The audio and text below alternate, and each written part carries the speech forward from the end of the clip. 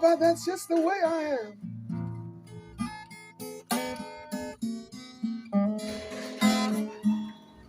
People say I love women.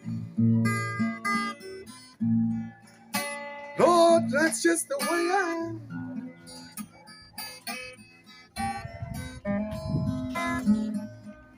That don't mean I'm no player. I'm just a loving man.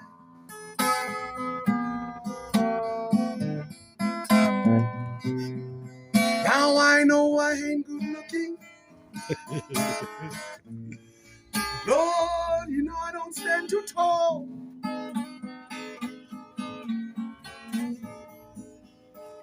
Oh, you know I ain't good looking. Lord, you know I don't stand too tall.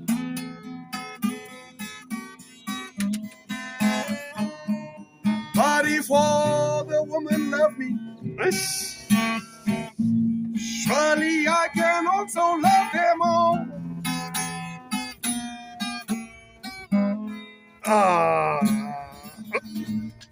Oh shit! Oh my God! I got goosebumps all over, man. Oh my God! Smoky.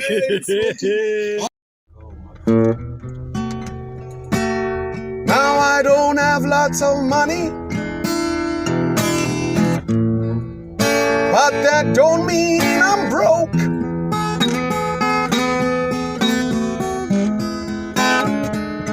Oh, you know I don't have lots of money, but that don't mean I'm broke.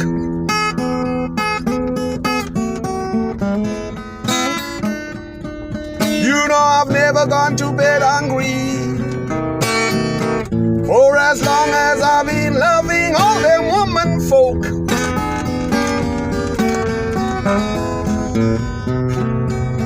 Now before you stand and judge me, brother, you try walking down my track.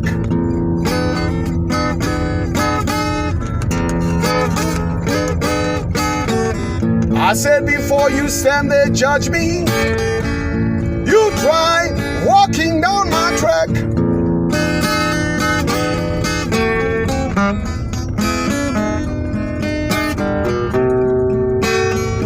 The day a woman find you, brother, I know you ain't never ever coming back.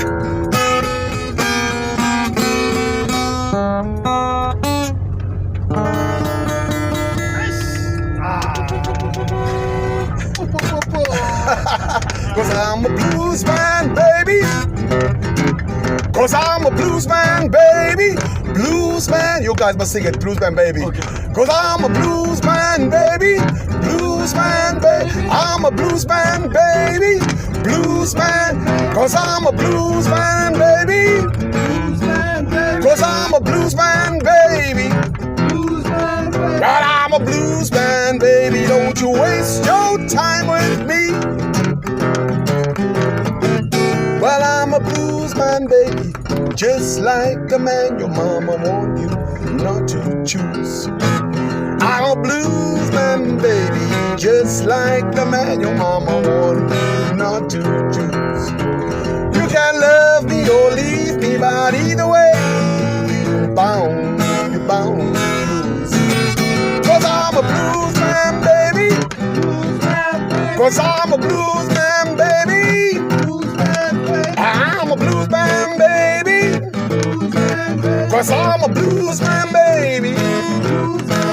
I'm a blues man, baby. Don't you waste your time with me. I'm a blues man, baby. Blues man, baby. Cause I'm a blues man, baby. Cause I'm a blues man, baby. Well, I'm a blues man, baby. Don't you waste your time with me.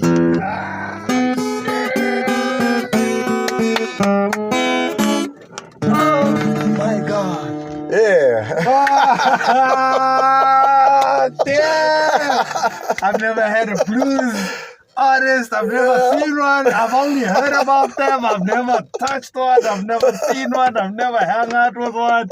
My brother, that was amazing. Wow, thanks, brother, man. Yeah. Oh, all right, man. Well, I guess let's do this thing. It's a very good morning, good day. This is another episode of the FreeRide podcast. I've just had an amazing performance from an artist who is doing amazing stuff. His brother, my brother over here, his name is Smokey. Brother Yes. Smokey, how are you doing? I'm great, brother, man. Thanks for having me here. Your full name, brother? Full name is Nico Lawrence. Nico Lawrence. Yeah. Was it Smokey Robinson? Who's the inspiration? Okay, that's an interesting story. Interesting story. I got that name Smoke in 2015 when I came to Johannesburg. Smoke. Yeah. Okay. I played in a band. Okay. And I was the worst guitarist. There was like two guitarists who were very good, better than me, and I was like the worst guy. But the other guy, the owner of the band from Falseville, his name is Albert. Yeah. He would say, hey, that guitar of yours has got a smoky taste. Your name's going to be Smoke. And I begged him. I said, bro, don't give me that name. Give me any other name, not Smoke. Yeah. Because how I came to Joburg, the last photo I took of me holding my hand on my head was my factory burning. Because I was a businessman. I was not a musician. Really? And this guy comes and gives me that name, you know. And you like Smoke just following me everywhere. It scares me. It scares me. Traumatizes me. It traumatizes me, brother. Oh my God. Okay, let's start at the beginning. Yeah. So you were born and bred where? In KZN. Okay. Born in Durban. Okay. But we shifted up to the farm we got a farm in Ngabeni. Oh. That's next to Harding. Okay. South Coast side, yeah. Okay. Inland, yeah, before Coxet. Yeah. So that is where home is for me. Yeah. Born and bred, grew up there. Grew up there. Close to the ocean, beautiful air. Beautiful air, farm boy. Yeah. Tara farm boy. What? Plowing. Yeah. Loosering. Hey, you name it. Okay. Naughty, very naughty. I don't know how you got that part, but... yeah, that was it. That was it, yeah. And what was it like growing up there? Fun? Fun, I would say, yeah, it was fun. Yeah. I enjoyed my upbringing in Ngabeni. Yeah. There were, it was tough, but it was tough for everybody. For sure.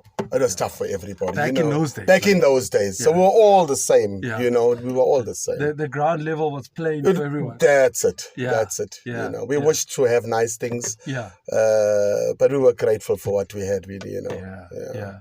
And sometimes I think when we think about our struggles, we're like, actually, we didn't even feel like it was poverty. No. Because it was like we were children, we had fun, Yes. we ran around, we did things. Yeah. Was it like that for you? Exactly like that. Yeah. Exactly like that. And did you, if you grew up in a farm, did you, were you guys, what were you farming? Well, my father was a bit like planting and stuff like that. Okay. So we would be in the garden before going to school. Oh, And we would plow with the oxen. Oh. 4 o'clock in the morning we up and then we plow and then I never enjoyed the garden life. Oh, really? No. I It was never. not for you. No, it wasn't for me. It's shame it wasn't. I must be honest. So it was painful every time. Oh, it was painful. I got more hidings than everyone else. Oh, is it? Yeah, because I wasn't. You refused. Battled. I was there. I was sulking, and my dad wouldn't be happy. Is it? Eh? Yeah. Oh. And then so now you went. So where did you go to school? Same I place? schooled in Ngabeni, Okay. which is where the farm is, Okay. and then matriculated in Harding Secondary School, which is not far from there. So it's all the same. Yeah. Yeah. Then I went to Durban to work. I worked in Durban. I actually went for soccer in Durban. What? Yeah, I played ball.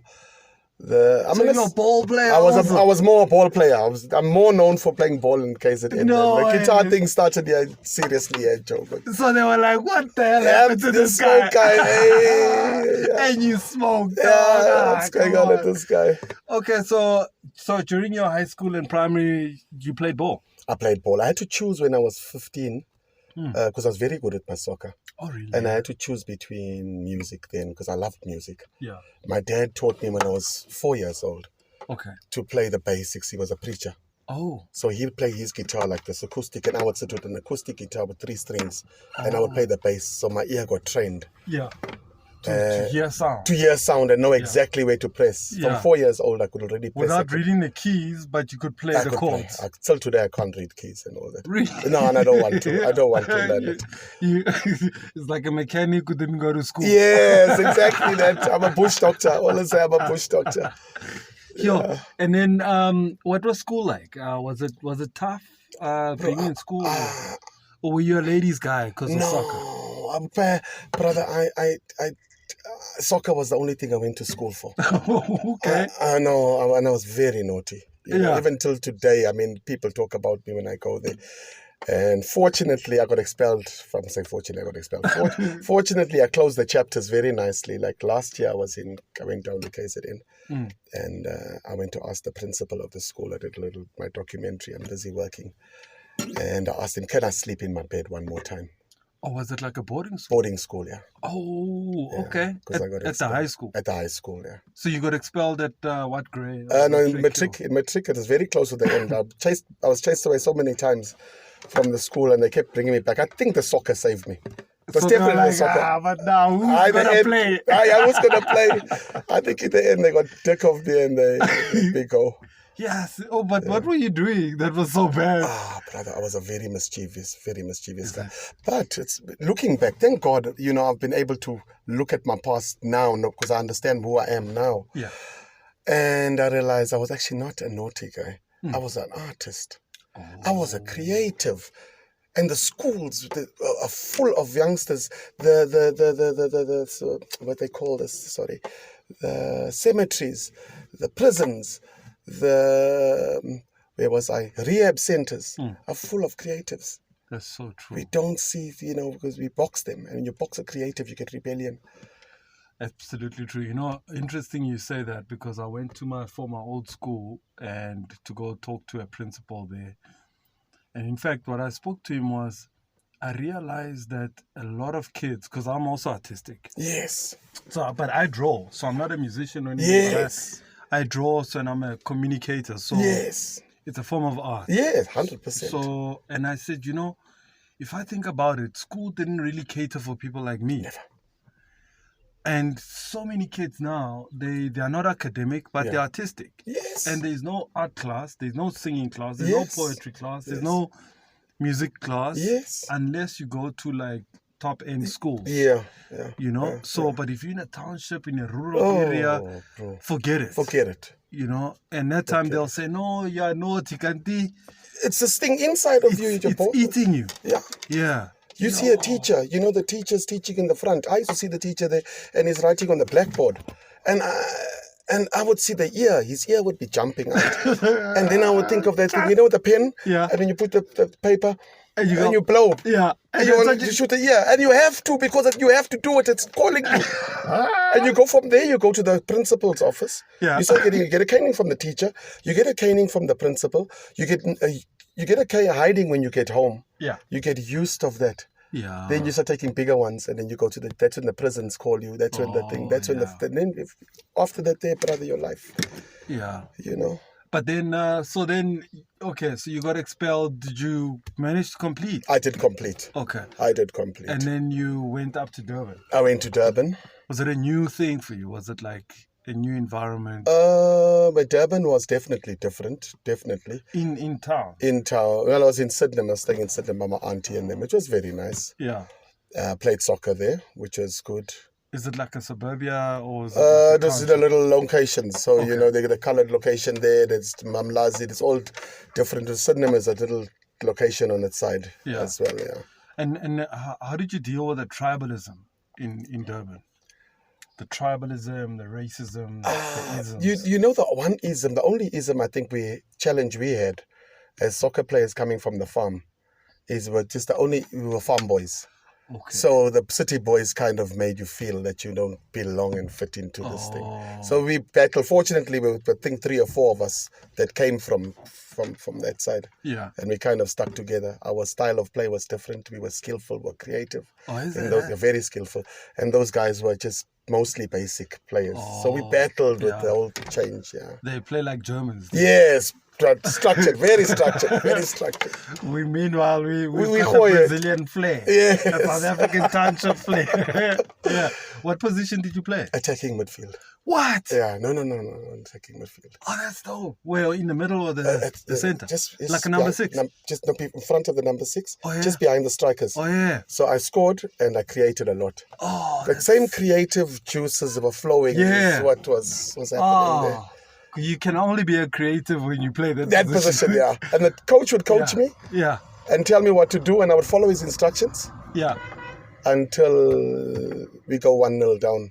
And I'll give him, because I hated losing, I'll give him one dirty look, and it's like, no more listening to your instructions. And you're like, I'm my doing creative it. flows are coming out. That's it. Because there you have like eyes at the back, eyes everywhere. Yes. You have X-rays eyes. You see things before they happen. Before they happen. That's incredible. Crazy. Would you say sports sort of saved you? Sports saved me. Sports did save me. Yeah. Unfortunately, while I was really in it, when I got to 26 years, we were drinking, but not heavies, but we did drink. Yeah. We did drink. Yeah. And we kind of, your goals, you weren't reaching your goals, so you started drinking a lot more. Subtle frustration, opportunities that slipped as well. Yeah. And I lost my son when I was 26. That was a big changing point in the direction of my life. Oh, really? Yeah. Yeah, when I was 26, there was a big mess up in the hospital. My wife went in and they pulled him out wrong. He choked on the umbilical cord. No I was way. sitting in the thing there. It's the first light. We were excited. And I was in my soccer, so I thought, hey, I'm going to teach this boy, the ball. And they took the doctor, just took him and put him on, on the table, on the scale. And they walked out the flipping room. My wife is saying, bring the baby. Why are you not bringing the baby? I'm looking, the baby's just lying there. So that thing affected my mind big time. I actually went, I can tell you, I was so angry. So angry. I think that's there's triggers that can trigger like a life change in people. Yeah. And death is just one of them. Yeah. And but how did you overcome it? How did you? Yeah, my life took a different turn after that. I Yeah. buried a soccer ball. I remember when we had his funeral, I buried a ball and soccer died. And that was my What? biggest passion, and I just could not play anymore. Then I started drinking. I used to drink, seriously drinking, because I needed to kill this pain. I could not sleep. Yeah. I could not, I just needed to kill that pain. It's too much. Then I went into crime. Chassis. And as a creative, I went into it seriously. And I was quite good at it. What? Yeah, and I was very, very far. And my wife stuck with me until I was 33. We had run now from, I think there was a third house. 1, 2. We were at the third house. We had run from 2 houses. It was so close, the guys were going to kill me. What? Yeah, it was very close this time. And my wife said, no, we had got a baby girl by then. Yes. So I said, you know what, she was going to leave. And then I said, I must go to rehab. And I said, well, I'll go to rehab. The first time I didn't even think I had a problem. I don't really think I still think I could have had a problem, depending how you look at it. Yeah. I am an addict. I've got addictive personalities. I learned that later. But I wasn't the guy who was sleeping on the side of the road, passed out and needing a bottle, otherwise I can't function. But at that time I was drinking because I wanted to be numb when the guys come and they take me out. I didn't feel it. It was that bad. That's bad. Was it drugs, alcohol? No, it was just everything. It was it a lot of stuff. Yeah. A lot of stuff. So now, so you got into business. Then, I was running my business. I was running my business at that time. At that time, I was still running my business. So I was operating. And then I went to rehab. The turning point in my life, brother. We had to write our eulogies. Oh, damn. And invite people to your funeral. Never forget, 2009, June. I sat there and I cried. What? I could not do anything. I spoke out the class and I walked towards the dormitory. I vaguely remember that moment. I just could not put names there. I could not even invite my mother and my father to my funeral. The only people I thought would have come, there were people coming to make sure that this guy is like really dead, What? So when I walked up, I asked God, I said, give me, because soccer was finished and everything was now. I said, give me one more chance. give me something that'll put a smile on people's faces. Yeah. And mumble that to him. So I never took it that serious, you know. I just said that in desperation. When I came out of rehab, I changed, went to church, gave my heart to the Lord. I said, you know what, I want to just live a proper life, put a smile on people's faces. I don't know where this is going to lead. In any case, I went to Potchefstroom. We had got an opportunity in Potchefstroom, so we left Durban, Pinetown, and we went to Potchefstroom. And in 8 months, we lost everything in a felt fire that burnt our factory down. So when my wife had left the job, we had left all our stuff in the factory, because it is a very big factory. Yeah. All our machinery and everything that was there, everything from the house, our clothes were all there. Only 2 guitars I'd taken to my father's place, and I said, Dad, these guitars, I'll use them when I'm over 60. You know, no more chasing money. I want to play my music. And the fact, fire came, brother, and burnt us. It was in August 2014. Oh my God. Nothing. The only money we had was the money in our pockets, because we had used all the money from the bank to buy our stock. We had all our stock ready just to run to the plant. What business? Plastic recycling and waste management. What? That was a Everything burnt to the ashes. To the ashes, yeah. It was all over. And then that was another turning point. That is another turning point. You know, you must know that it's like, I think it was 8 months after I left Durban, so you can't even go back and get help from your business friends to help you, you know. Yeah. Then I went, we took a taxi from Potchefstroom to, we only had, I think, about $20. Took a taxi to Anzingolweni. My father came and picked us up there. And because even my bakkie burnt, I'll show you some of the pics. There's nothing. And yeah. How's that, eh? Came to Joburg looking for work. My brother-in-law was in Edenvale. Said, you come up, I'll try and get you, because he was in waste. So I had a chance of trying to get an opportunity in waste. Excuse me. Yeah, you understood it better. Yes. Yeah. Gotcha, brother. He could not. He was a big guy at the municipality there. He could not get me in. I sent my CVs, even as a general worker, I could not get in. And this guy's my best friend. So the only place that took me in was Edenvale swimming pool. Okay.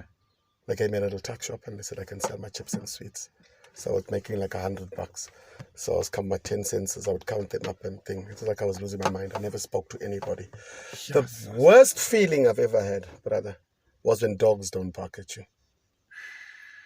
I'm dead scared of dogs, but when you walk in the street and they bark at this man, they bark at this man, they bark at that man, and then you walking there and they don't even look, they just can't turn and go the other way. Then you realize you're dead. Yes, I get so happy when they bang the gate. That's deep. That's deep. I get happy. I'm dead scared of dogs. But when they bang the gate and want to kill me, I said, oh, thank you, Lord, I'm alive. They can see me. They can see me. My spirit is alive. Yeah. But when they don't, you like... Something wrong. Yes. So did you feel like there was like a cloud of darkness over terrible. you? It was terrible. Did you think it was witchcraft or like... or you didn't go that far? I didn't go that far. Okay. The only thing I was asking God, I was talking direct. I said, take me. What? Because there's no way I can do anything. And funny enough, there's one friend I had, Stephen Williams. I was he was the only guy that was phoning me during that time. Well, a lot. I can't remember the other people. It was a very quiet time in my life. And he would say, God says, use what you've got. Bro, I said, I've only got these guitars. How do you make, I must know KZN mindset and music and my age, 38 years then. Yeah. And there was like no way I can feed my family with the guitar. No chance, brother. I'd stop taking his calls. Yes. We laugh about it now because it's come 360 now. We laugh. Like, now look, brother. Why did I choose you? So now, when was the turning point? So with the music. For music, yeah. So I went to sell, I was selling chips and sweets, making $100. So I took my guitars and I was very quiet.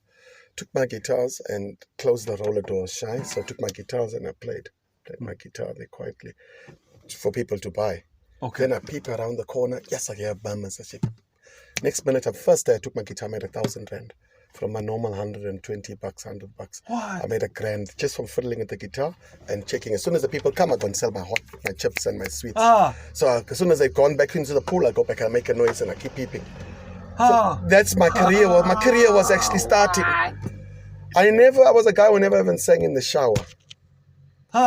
I sang the one day at the swimming pool. They're playing with that roller door down at $2,000. I went to my wife. At the swimming pool. At the swimming pool. But with sweets and stuff, you can't get nothing. That's it. With sweets and stuff. That is crazy. how. Since then, I've been chasing music, brother.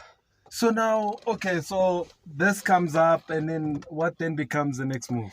Then I started enjoying playing because every time I had the guitar in my hand, my pain went. And when I put the guitar down, I could see the pain coming. I could see it. So I started gigging in Edenvale, and I didn't know I was growing a brand. That's what I was telling you earlier on. There was no such a thing of a brand story. I wasn't interested in a brand. I was playing this thing to kill my pain. And the blues was killing my pain. So I played for $150. I would play for 10 hours. The owners could never ever saw a musician that doesn't even want to go to the toilet.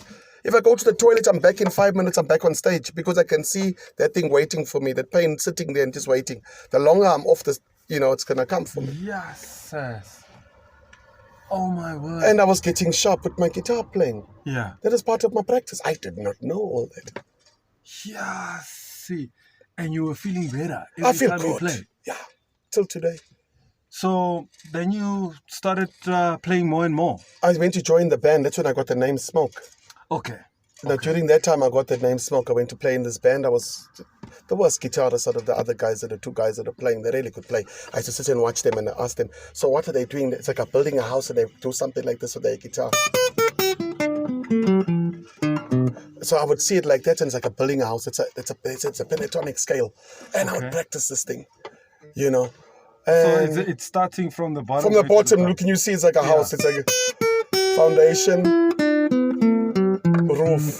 That's how I pictured it in my mind while I was learning from these guys. Damn, but while I'm playing this thing, the owner comes to me and he goes past the other guys. He knows they could. And he says, your name is going to be Smoke. Alfred, I forget his surname. Your name is Smoke because your guitar's got a smoke. And I didn't want to say, Alfred, please don't give me that name. Yeah. I don't want to tell him why. Yeah. He found out later on why. But by then it was too late because everyone was calling me Smoke. Yeah. And it stuck with you. It stuck with me, and today I love it because it's my rainbow of hope. Smoke is my rainbow. How amazing that a tragic situation can become a brand. Like a fire, smoke, and it's incredible. And then, so you continued with the band. I played with the band for, I think, about 6 months. And then I negotiated with them. I said, guys, I need to play the blues because it's the only thing that was soothing my soul. That any other music I could play, I could learn it and play it, but it wasn't hitting that note. That feeling was still there. Yeah. I needed. The blues do have something. The blues has something. The blues have something special. Yeah. So and they played with me, and then eventually I was negotiating, and they were giving me 5 tracks. Eventually they were moaning about it, and then I said, guys, I've got to move on. I want to play the blues. I don't want to play anything else. What were they playing? Just lovely music, Circular music, band stuff. Yeah. Some covers, a lot of covers. Yeah. I needed to write. I was writing my own stuff by then. Yeah. Because this pain was starting to come out in a pen. I mean, really, I was a terrible guy. I can't read. Yeah. I mean, if I read, even the Bible, I said, hey, God, you'd have to forgive me. Because I can only read a paragraph in 2 lines or 3 lines. The rest I'll just... it just goes blank in my head. Yeah. Blank. Yeah. I can't even read the sheet. I played the bass at church, and the guys would come with the sheet music. Yeah. And I don't know if this is my next guest. Can we pause just 1 second? Yeah. 1 second. Yeah, I can have this. So let's continue with our conversation, Bra Smoke. Now, I mean, there's a lot you've just been pouring out about just the industry itself. How have you seen it? I mean, you've allowed God to play a big role in your life, in leading you to where you are. But how has the struggles of understanding the industry on its own been? Initially it was free flowing. It was really free flowing because I wasn't really planning anything. Okay. I think when I started putting a plan into place, then I realized that this industry, it's not as easy as that. It doesn't just go according to that. It's not a plug and play. It's not a plug and play. Yeah. You know. But what goes into the plan? And initially, I gave myself, 5 years to be at least known in South Africa. Okay. When you mention blues, you mention Smoke comes up. Yeah. And I think in 3 years, I accomplished it. 4 years, sorry, 4 years. That's why I've got this one of my favorite photos at my 4 years. I was actually celebrating that. Oh, is that the photo you sent? Yes, the photo is, yeah, you saw the that one. boy, Oh, that yeah. 4 years, I had Oh, accomplished okay. so much in the 4 years. I actually did an international tour to Argentina in that year. Oh my God. And that photo was taken in Argentina. No way. Yes. Argentina. Yeah. Okay, so let's talk about, so where was the first trip? Well, I played at the Durban International Blues Festival. Okay. Was the big one. Yeah. Because 3 weeks I went to practice, and I was sitting there, I wasn't really gonna play, so I checked the blues festivals. I just took a chance. Yeah. Closing date was up 3 weeks ago. Yeah. And I just sent, while I was sitting there, I just typed in and I sent some stuff there to them. The guy answered very quick and he said, could you send me a video? The only videos I had was me playing under a tent with the guys. It was, the wind was blowing, just wasn't professional. Yeah. And I couldn't find anything and I sent it to him just hoping, he's hear what he's going to say.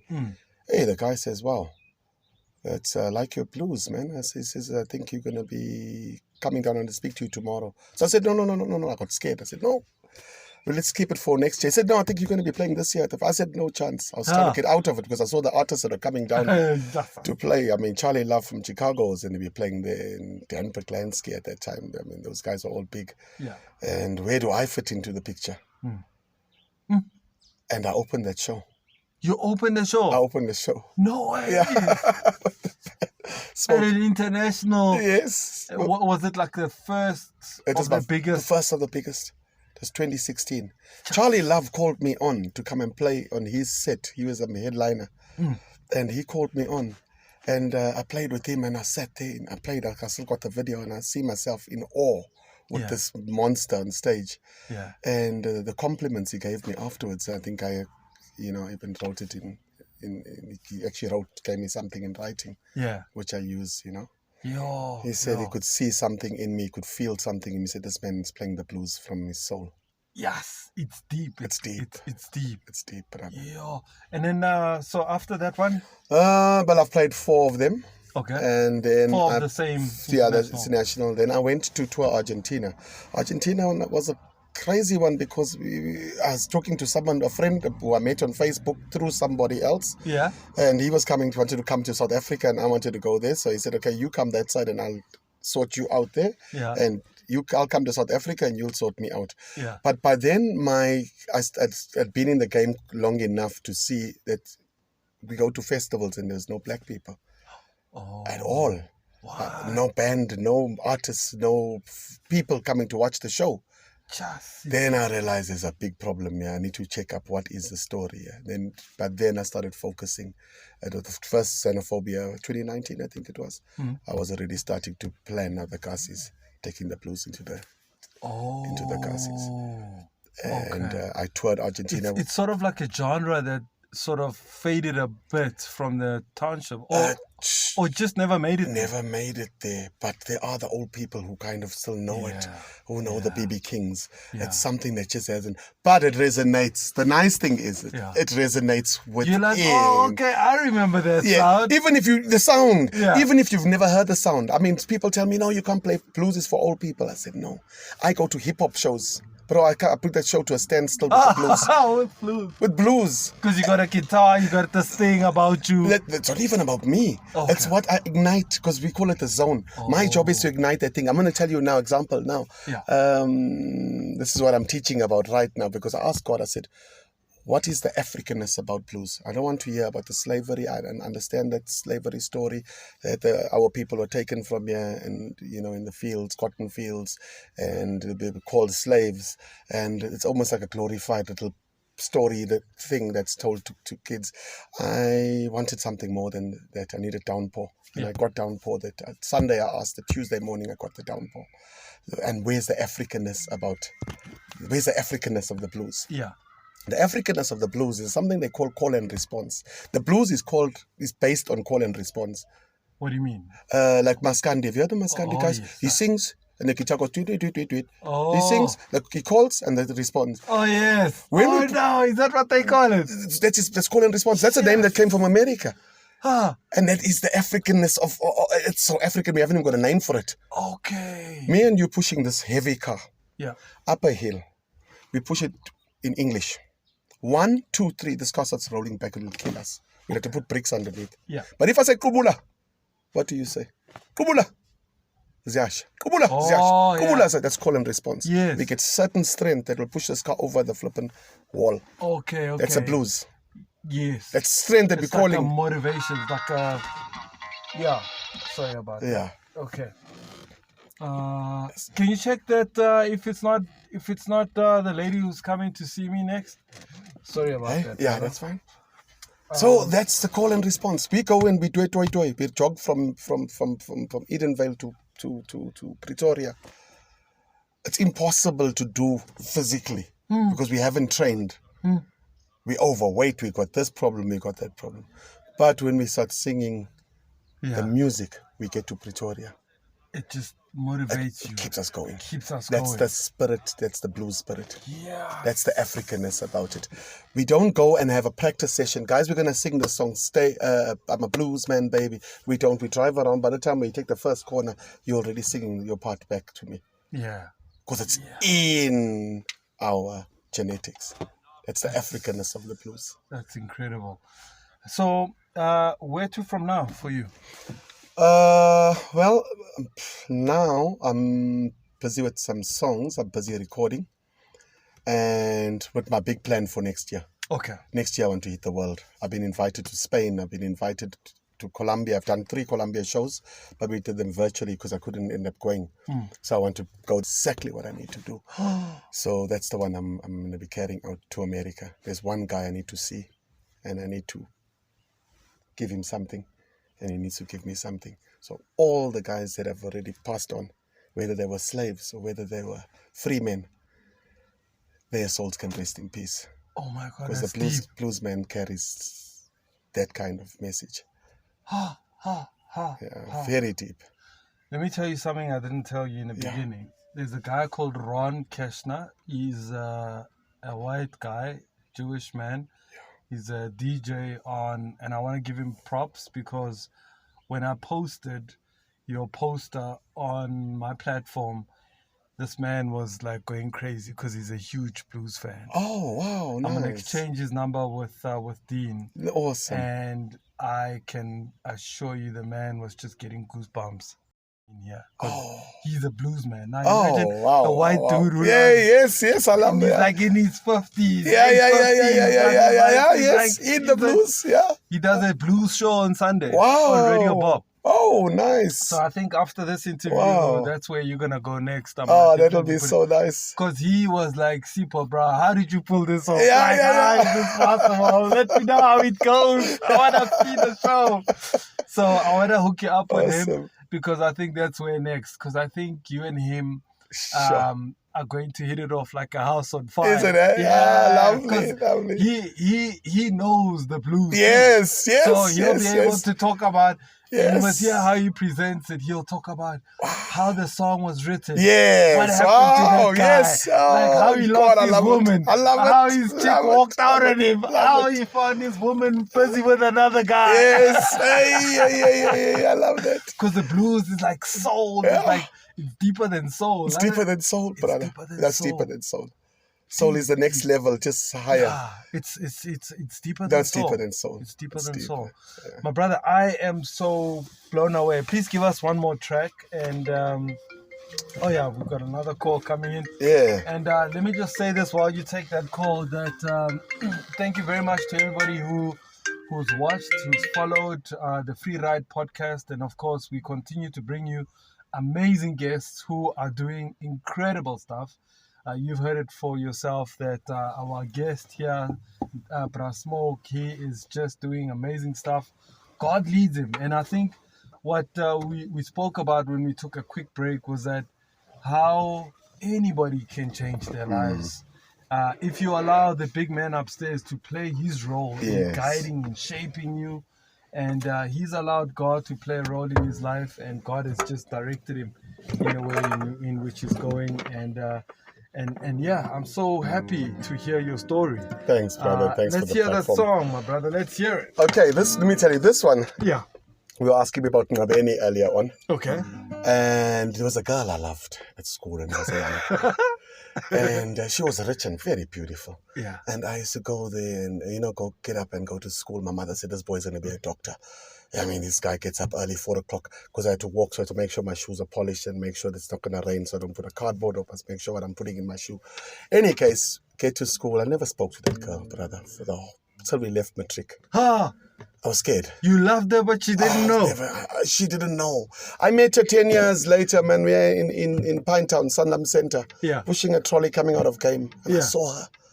Oh, man, I went to her to tell her. Ah, It was too late then, but I went to tell her. I said, are you so-and-so? She said, yes. I said, you're still as beautiful as you were at school. She said, yes. She said, did you love me? I said, did you like me? I said, I loved you. ah, She said, why didn't you tell me then? Because I loved you. ah. It was too late. No. I had my beautiful wife and my 2 kids, and she had about 4 of them running around there. It was too late. There was no way I was in a crossover. So I decided to write a song for her. Oh my God. And help other guys, help other people in this position.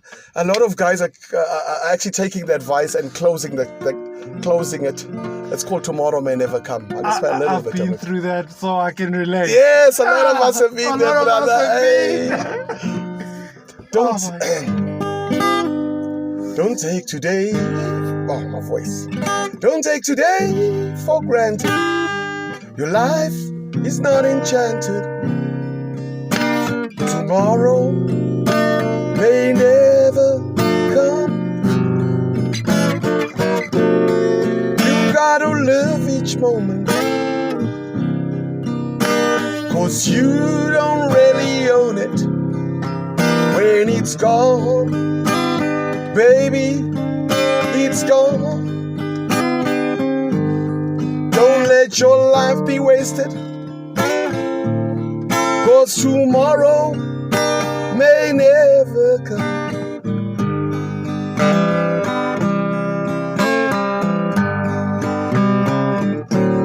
So you gotta take the chance and find your true romance.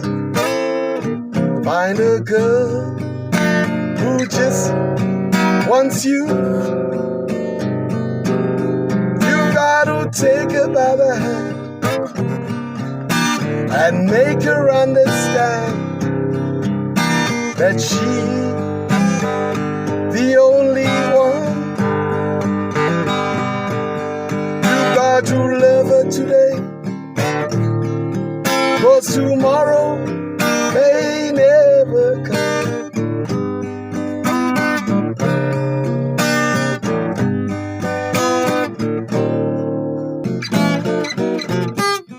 You've got to live each moment, brother, 'cause you don't really own it.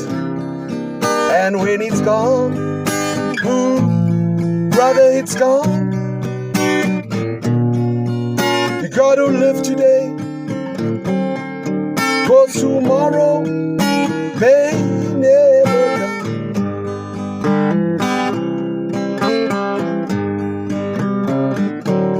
So, if you love somebody, walk right up and ask, say, baby, would you be mine? Don't you worry about rejection. Walk right in and ask the question. If you walk away, then you the fool.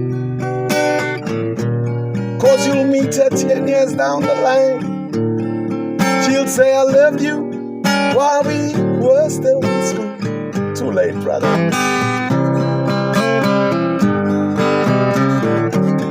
You gotta take the chance and find your true romance, and find a girl who just wants you. Take her by the hand and make her understand that she's the only one.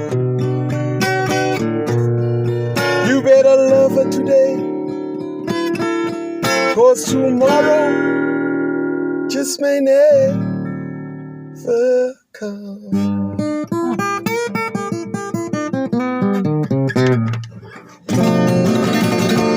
Yeah. Yeah, That was brother. amazing, Thank you, brother. brother. Thank you so much for having Sheesh. me on the show. That's deep. That's Yeah, deep. And brother. every guy can relate. Yes, yes. And sometimes you don't admit it, but when you hear it, you'll be like, Stop. I know that Yes. chick who walked out. Oh, brother. I never had the guts. Yes. No courage. No courage. No ball, nothing. Yeah, I'm scared to be rejected. Yeah.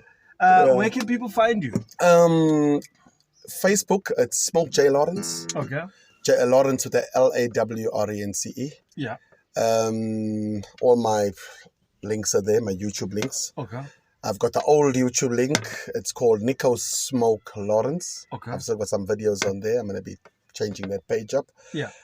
Instagram, it's Nico Lawrence 01. Yeah. And where else?